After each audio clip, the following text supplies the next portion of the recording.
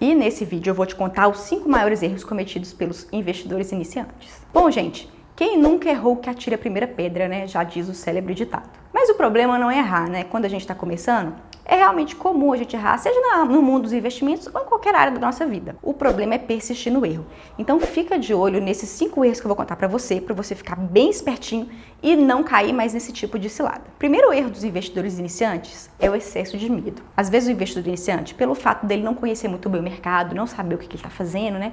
Ele fica tão paralisado de medo, né? De tirar o dinheiro dele da poupança e investir em outro lugar, que ele simplesmente não consegue fazer isso. Ele fica lá estagnado e com medo, não consegue dar o primeiro passo e investir, nem que seja no investimento de renda fixa, com liquidez, um investimento tranquilinho lá, né? Onde ele não vai correr risco de investir dinheiro.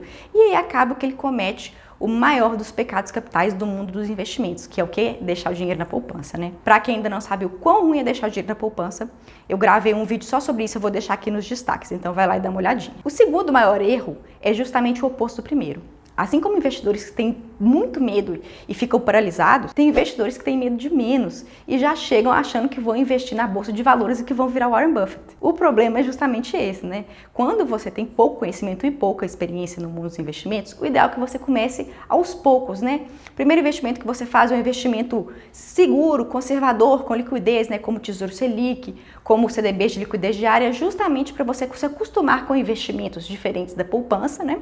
Ganhar confiança, ter um tempinho para estudar e ganhar experiência, e aí sim, depois que você tiver uma reserva, né, um patrimônio formado na renda fixa, aí você já começa a pôr um pezinho na renda variável. Mas aí o que os investidores destemidos fazem?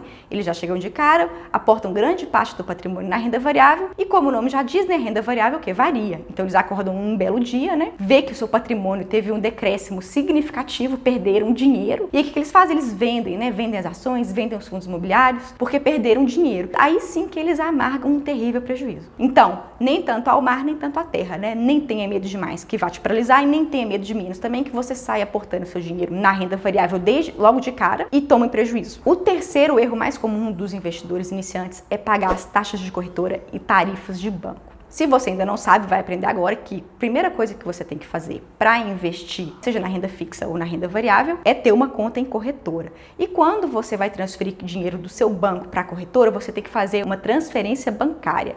E alguns desses bancos grandes que a gente conhece por aí, eles cobram, né, tarifas significativas de transferência bancária. Tarifas de 10, 12, 15 até 20 reais. Isso para uma pessoa física que faz pequenos aportes mensais, causa um verdadeiro rombo na rentabilidade de longo prazo. Então, se o seu banco te cobra tarifa de TED para você mandar o dinheiro para a corretora, abra uma conta num banco digital, como o Nubank e o Banco Inter. Todos esses dois bancos, e tem alguns outros bancos digitais aqui que não me vem à memória agora, mas que tem isenção de tarifa para transferência de dinheiro para outras contas. Então, agora depois dessa dica, você não vai pagar mais tarifa de transferência de DOC e TED. Outra tarifa que é cobrada também, que às vezes os investidores iniciantes nem sequer tomam conhecimento, são as taxas cobradas pelas corretoras de valores, né? Seja lá quando você for comprar um título do Tesouro Direto via corretora de valores, né? Quando você for investir em uma ação, em um fundo imobiliário, às vezes as corretoras cobram as chamadas taxas de administração. E essas taxas também, assim como as tarifas do banco, corroem a rentabilidade dos seus investimentos. Então, seja um investidor espertinho e não pague essas taxas das corretoras. Para investir no Tesouro Direto, as maiores corretoras, né, as mais famosas,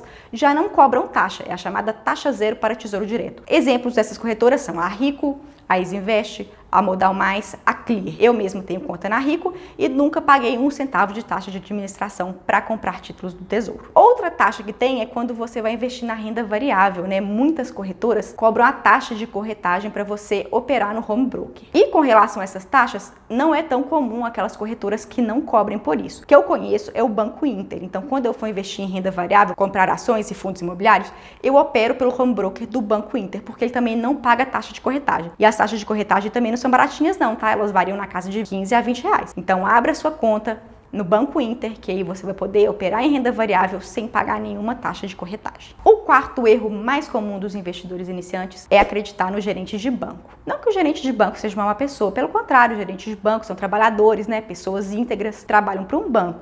E esse é o problema. Eles trabalham para o banco, não para você. É o que eu chamo de conflito de interesses, né? Então, quando você senta na mesa do gerente de banco, você acha que ele vai te contar qual é o melhor investimento para o banco ou para você? Ele trabalha para o banco, ele tem que dar lucro para o banco. Então, ele vai indicar o melhor investimento que o banco precisa vender, não aquele que é o mais adequado para você. Por isso que eu falo, conhecimento em finanças pessoais e investimentos é fundamental para que nós mesmos possamos tomar nossas próprias decisões e não ter que depender, né, de opiniões, de indicações de profissionais que têm interesses conflitados. O quinto e último erro dos investidores iniciantes é achar que existe o melhor investimento. A partir de agora você vai abolir essa ideia da sua cabeça. Não existe o melhor investimento. Existe o investimento mais adequado para você, né? Então o mundo é diferente, as pessoas são diferentes, as necessidades são diferentes. Por isso que existem tantos investimentos. Então não existe aquela de esse investimento é certo, esse investimento é errado. Não existe isso. O que existe é o investimento que é melhor e o que é pior para aquilo que você precisa naquele momento, tá certo? Eu falei de 5 erros cometidos por investidores iniciantes, né? Mas tem um sexto, que eu esqueci de falar, mas eu vou falar agora e presta muita atenção nele. O pior erro que um investidor iniciante pode cometer é não curtir esse vídeo, não se inscrever no canal e não ativar o sininho. Porque assim, o que vai acontecer? Você não vai receber notificação de quando um vídeo novo chegar aí pra você e vai ficar sem o melhor conteúdo da internet. Então não deixa de fazer isso, curte, se inscreve e ativa o sininho e eu te vejo no próximo vídeo.